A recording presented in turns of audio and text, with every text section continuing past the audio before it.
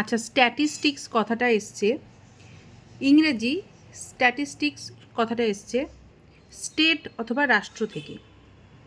ভারতীয় রাশিবিজ্ঞান বা স্ট্যাটিস্টিক্সের জনক বলতে আমরা প্রশান্ত চন্দ্র মহলানবিশের নাম উল্লেখ করব। স্ট্যাটিস্টিক্সে যেটা মেন আমাদের জানা দরকার টেটের জন্য, সেটা হলো কেন্দ্রীয় প্রবণতার পরিমাপ, measure of central tendency. Measure of central tendency তিনটে হয়ে থাকে, মিন, মিডিয়ান এবং মোড।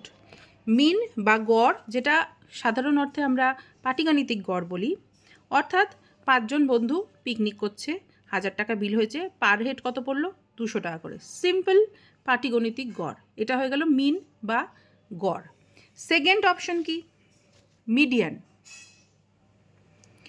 মিন, মিডিয়ান, মোড। সেকেন্ড হচ্ছে মিডিয়ান। মিডিয়ানটা কি?